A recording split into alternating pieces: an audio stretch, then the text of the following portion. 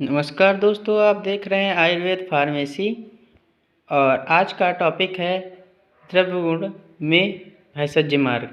तो ये हमारा दूसरा टॉपिक है। तो आइए जानते हैं भैषज मार्ग के बारे में। हमारे ऋषियों ने भैषज मार्ग यानी दवा देने के मार्गों को बताया है। तो दवा देने के मार्ग शरीर में कितने होते हैं, आइए जानते हैं। सबसे पहला है मुख, नासा यानी कि नाक, नेत्र यानी कि आँखें, कर्ण यानी कि कान, गुदा यानी कि गुदा कहते हैं हमारे जो हम जाते हैं बड़े घर सुबह सुबह, उसे ही गुदा कहते हैं। तो इसमें हंसने की बात नहीं है। तो गुदा मार्ग से औषधि दी जाती है। कौन सी औषधि दी जाती है, कैसे दी जाती है, इन सब के बारे में मैं बताऊंगा। तो मूत्र मार्ग और फिर है योनि मार्ग। तो मूत्र मार्ग से भी औषधि दी जाती है, योनि मार्ग से भी औषधि दी जाती है। मूत्र मार्ग पुरुषों में होता है, योनि मार्ग स्त्री में होता है। फिर आता है हमारा 8वां त्वचा।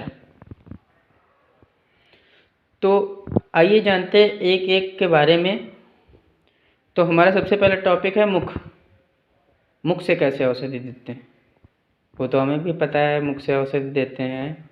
पर मुख से कैसे औषधि देते हैं इस बारे में थोड़ा सा पढ़। तो दोस्तों मुख मार्ग से हम सारी मेडिसिन वगैरह देते हैं।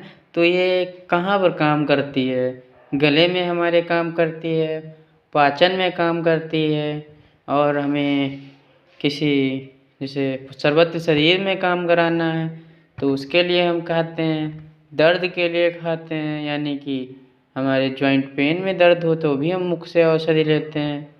तो इन कार्यों के लिए मतलब जो नॉर्मली बीमारियां होती हैं वात पित्त कफ से, तो उनके लिए हम मुख से औषधि खाते हैं। ये हमारे दोषों को अपने स्थान पे ला देती हैं। तो आगे जानते हैं। पर कभी कभी दोष जो होते हैं ना, वो समझ लीजिए एक तरफ से लड़के की तरह काम करते हैं। छोटे जैसे बच्चे ढीठ हो जाते हैं ना, वो अपनी जगह से नहीं हिलते ना, उसी तरह दोस्त क्या करते हैं, अपनी जगह से नहीं हिलते हैं, मतलब वो अपनी जगह पे नहीं आते हैं।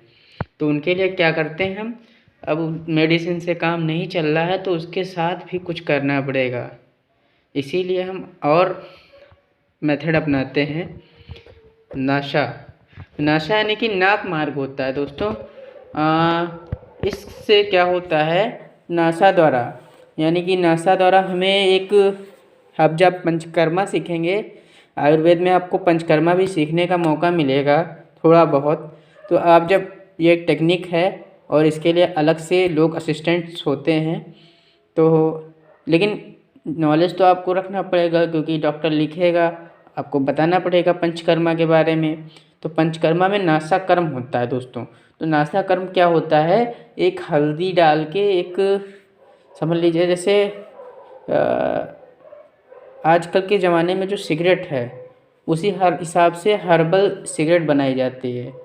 उसी हिसाब से हर्बल मेडिसिन नाक मार्ग से दी जाती है। और उसमें हल्दी और मेडिकेटेड ऑयल, घी, ये सब पड़ा होता है। और उससे जो होता है हमारे नाक में जो जुकाम जमा रहता है, हमें कफ की समस्या है, तो वो सब दूर होती है। अब आते हैं दोस्तों नेत्र से तर्पण पिंडी। दोस्तों फिर आता है हमारा कर्ण। तो कर्ण धावन, कर्ण पूर्णन, यानी कि कान के लिए कर्म किया जाता है। कान में भी वो डाला जाता है। हमारे घरों में मम्मी लोग क्या करती थी, कर्ण धावन करती थी, यानी कि कान को स्वच्छ करती थी, उसमें से मैल निकाल कर उसमें से तेल डाल देती थी। तो वही है। अगर हम लोग जो तेलों का यूज़ करते हैं पंचकर्मा में, वो मेडिकेटेड होते हैं, यानी कि उसकी अपनी एक अलग पहचान होती है, एक अलग। तो इसे घर पर बिल्कुल ट्राई ना करिएगा। तो आगे चलते हैं गुदा। तो गुदा क्या होता है, गुदा दोस्तों होता है हमारा मल मार्ग। गुदा जो होता है हमारा मल मार्ग होता है। तो उसमें क्या करते हैं, एक पाइप के थ्रू या फिर एनिमा देते हैं। एनिमा सुना होगा आप लोगों ने दोस्तों, अगर जो आप मेडिकल फील्ड की नॉलेज रखते होंगे तो आपने एनिमा सुना होगा। तो गुदा मार्ग यानी कि एनिमा है। तो वस्ती मलाशय पर कर्म करने के लिए हम वस्ती देते हैं, गुदा मार्ग का प्रयोग करते हैं। उसके बाद दोस्तों आता है मूत्र मार्ग। तो मूत्र मार्ग क्या है, मूत्र मार्ग में उत्तर वस्ती देते हैं। इसमें मरीज गुदा मार्ग में मरीज को दक्षिण की तरफ लिटाते हैं, दक्षिण भाग की सारी उसकी करते हैं, मतलब दक्षिण लिटा कर उसके बाद उसको ऑयल डाला जाता है। और मूत्र मार्ग से उत्तर वस्ती, तो उत्तर को उत्तर की ओर देकर उसे उत्तर वस्ती दी जाती है। फिर आता है हमारा योनि मार्ग। तो योनि मार्ग महिलाओं में होता है। तो इसका क्या है, योनि धूपन, फलावर्ती और तैलपिच्छू। तो योनि धूपन क्या होता है, औषधियों को